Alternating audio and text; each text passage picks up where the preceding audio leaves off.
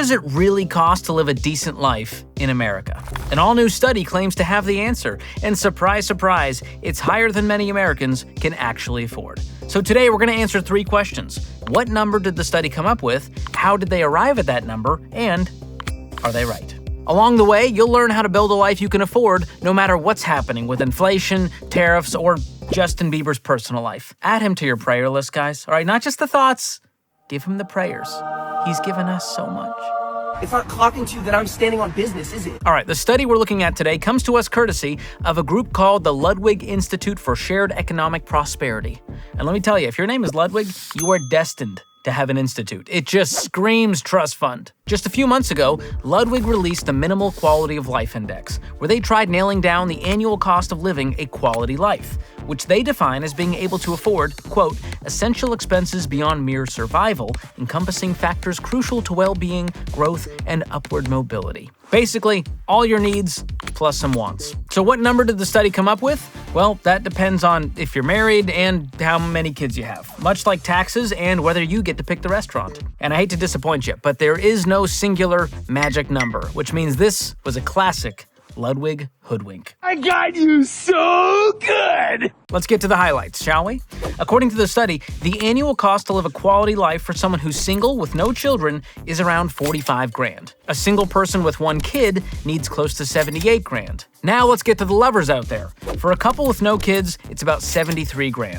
And for a couple with 3 kids, you'll likely need about $130,000 according to Ludwig, and likely a Kia Carnival to haul those little sweet clowns around. Who's my sweet little clown? Who's my sweet little clown? That was weird.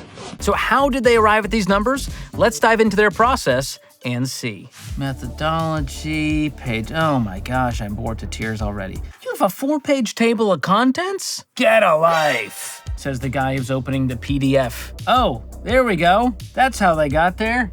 What in tarnation is this? I don't even know. What language? Is this like a Lord of the Rings? What's the language they speak in Lord of the Rings? I know you know, nerd. Kurdish? Elvish, not Kurdish. That's what people in Wisconsin speak, Kurdish. Love a Kurd. All right, I'm stressed out. Now, thankfully, it doesn't take calculus or the quadratic formula or Elvish to understand how this index works. To sum it up, they studied American consumers and calculated the national spending averages in major categories, like housing, food, healthcare, and transportation. Then they sorted out those costs across various life stages. And finally, they combined the costs into annual budgets for each family type, added them up, and boom, the Minimal Quality of Life Index, or MQL index, was born. But they didn't stop there, because once Ludwig determined how much it costs to live a comfortable life in this country, they asked a follow-up question. Can people actually afford this? That's the more important question. And respondents answered that question with a big fat no. Specifically, the Ludwig Institute reported that the bottom 60% of U.S. households cannot afford a minimum quality of life. A headline that Yahoo, CBS News, and Bloomberg all ran with to get some sweet, sweet clickage. Yep, nothing gets news outlets more excited than a clinically depressing stat. Or a pet zebra on the loose. That was big news. The search is on for this escaped zebra.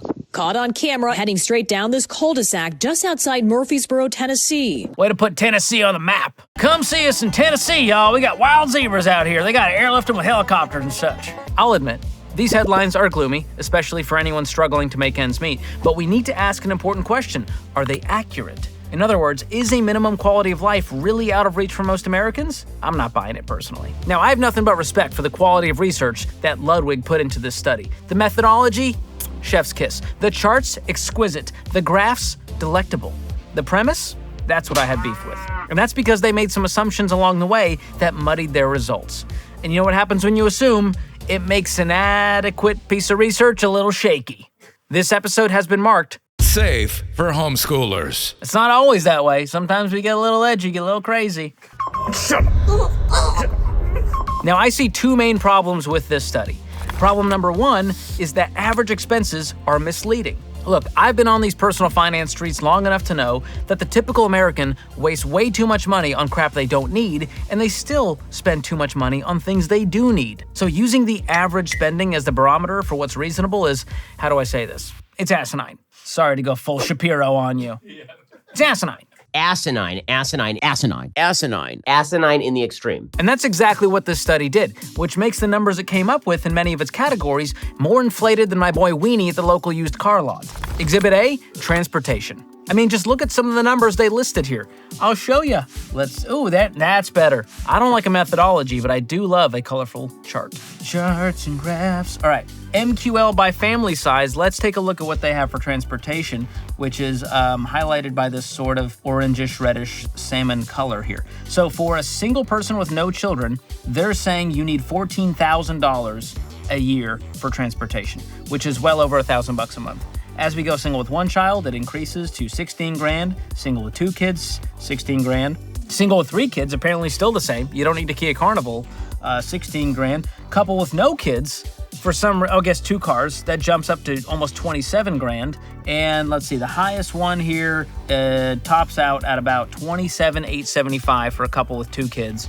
Somehow goes down for a couple with 3 kids. What's going on, Ludwig? How does 3 kids mean less transportation costs than 2 kids? Now, if you're like me, you're wondering, how are they spending $27,000 of net income a year on transportation? Can we do some basic math here? That's 27,000 divided by 12. That's $2,250 a month that these people are blowing. And it begs the question, how much car debt are they in?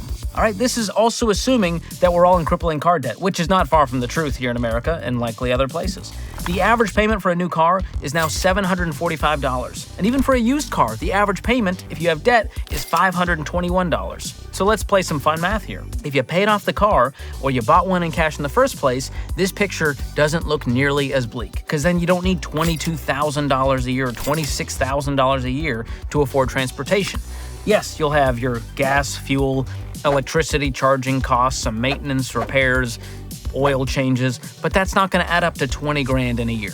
So bottom line, yes, life will obviously be unaffordable if you're spending 15 or 20 or 25 grand a year on transportation, but you don't have to do that. You don't have to be normal or average. And same goes for a lot of other numbers in this study. Problem number 2, their definition of minimal. The whole concept of this research is that Ludwig has uncovered the cost of a minimal quality of life. But their idea of minimal is a little different than mine. See, when I think about a minimal quality of life, I'm thinking about the basics. Do you have food, shelter, transportation, AC, maybe the occasional trip to a Jack in the Box for a T-Pain munchie meal with a burger tater melt? That's minimal to me. Bare bones. Now, this study, on the other hand, includes several luxuries in its definition of minimal. Let me pull up their methodology PDF to show you what I mean. Page 13. I do my own sound effects now. We can't afford the editors. I'm expensive. Okay, here we go. Here's some luxuries. Technology. Technology costs ensure households are digitally connected for work, education, and other activities basic to life in the 21st century. The MQL builds on the TLC, which tracks the cost of smartphones, a household computer, and internet and phone service by including the cost of a TV. Wowzers. That's a lot of devices in the home, because you have to have a smartphone apparently. And let's look at leisure. Basic leisure. This includes a budget for common free time activities, covers costs associated with watching TV, factoring in both streaming services and conventional satellite or cable. Who's doing, but what kind of monster is like, bro, I got my dish set up. We're killing it right now. Plus, I gotta have my Hulu and my Paramount Plus. Basic leisure continues. It doesn't stop there. It also accounts for outings by budgeting for each person to attend 6 movies and 2 MLB games and affordable seats each year. Okay, do you see where I'm going with this? How is this a minimal quality? 6 movies a year? Really? In this economy? I'll wait for it to hit the streaming sites. I don't need to go see it live. It's not that good. And then let's see what they say about food. This will be an interesting one. Eating out, in addition to nutritionally adequate groceries. The MQL includes occasional meals away from the home, recognizing the substantial investment of time required to consistently prepare meals at home. It also tracks the cost of hosting 5 guests for a singular celebratory meal, e.g. a holiday gathering during the year. What a specific number of guests. That's 2 couples and your single friend, because you don't want to leave them out. You get one holiday. All right, 1 quinceañera, that's 1 bar mitzvah, that's 1 Kwanzaa, maybe a Ramadan thrown in for good measure, a Hanukkah if we want to be culturally inclusive. And Christmas, forget about it. We can't afford Christmas. He's an angry elf. Anyways, here's the problem with all of this. If you include these luxuries in your baseline definition of minimal, you're setting a standard that is way higher than actual necessity. And don't get me wrong, I love a good Red Sox game, and I'm not missing season 4 of The Bear, now streaming on Hulu. But these are not essentials. These are nice to haves. These are luxuries. These are entertainment. They are sprinkles on top of the ice cream, not the ice cream itself. Which, by the way, ice cream, not a necessity for human survival. Says you. And by calling all of this stuff essential, you're just sending the message that life without constant entertainment or the latest iPhone is somehow subpar. Here's the thing though, I recognize that a lot of people out there probably relate to all of these headlines about a quality life being too expensive. And me sitting here making jokes about smartphones and baseball games doesn't actually change anything for the people out there who are really struggling. But there is a plan that anyone watching can follow if life feels unaffordable. And it consists of 4 steps, and I'll share them with you in just a second. But before we get into all that, there is at least one type of luxury that will give you more than a minimal quality of life,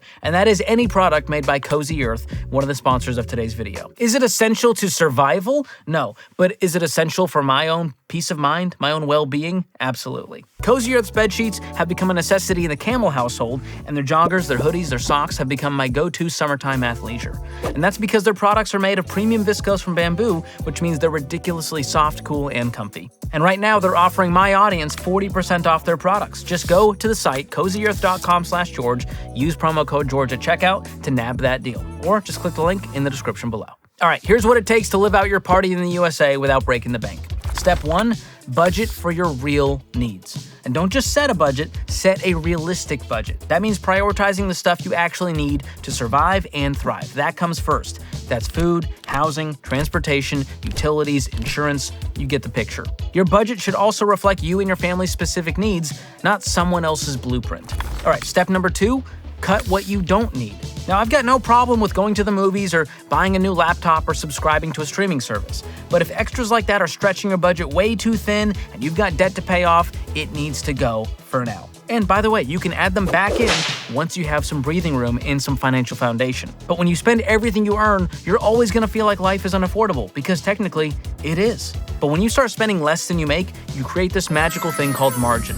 And this doesn't mean living like a hermit in a cave. It means being intentional and saying no to stuff that doesn't serve you so that you can say yes to the stuff that does. Step number 3, get rid of your debt. Of course, life is going to feel unaffordable if you're paying $700 a month for your car and $400 a month for your student loans and trying to pay off your credit card debt and the medical bills and the personal loans and the mortgage that's too big. And while I realize you can't just wave a magic wand to get rid of that car payment or any other type of debt, you can get on a plan to knock it out over time, and not a long time. We found that the average person who attacks their debt with intensity using the debt snowball method becomes debt-free in just 18 to 24 months. Think about that. That's not a long time. You're gonna blink and you're there. We'll be at The Bear season 6 by then. So here's what you do. List your debts from smallest to largest balance and start paying them off one by one. That smallest balance, attack with a vengeance and all the margin you can muster up, and it'll be gone quick. For the rest of the debts, pay minimum payments. Once the first debt's gone, you move on to the next one and the next one, and you gain more steam as you keep rolling. Now, this will not be easy, but getting rid of your debt is the key to creating margin in your budget for life's necessities and luxuries. Step number 4, increase your income. If you're serious about making life more affordable, you might need to bring in more money. And that could mean negotiating a raise at your current job, or finding a better paying job altogether, picking up a side hustle, or finally starting that Etsy store for your handmade mug cozies. Look, cutting costs is great, and it will help you get margin, and we need to do that. But there's only so much you can squeeze out of your budget. At some point, you might need to boost what's coming in. And if you want some help with this, I have a free side hustle quiz that will help you figure out what side hustle makes sense for you, your goals, and how much time you have. Just head to georgekamel.com/side hustle or click the link in the description below. And now I'm curious, do you think a minimal quality of life in America has become unaffordable? Or have our standards just gotten out of control? I would love to hear what you think in the comments section below, so leave one letting me know what you think, and I'll interact with some of the fun ones. Now, if this video has made you reconsider how much you're spending, I recently made this video breaking down 32 ways you can start creating extra margin in your budget, and you can do most of them by the end of the day. So click to check it out or use the link in the description below. That's it for today. Be sure to like this video, subscribe to the channel if you learned something. Thanks for watching. We'll see you next time.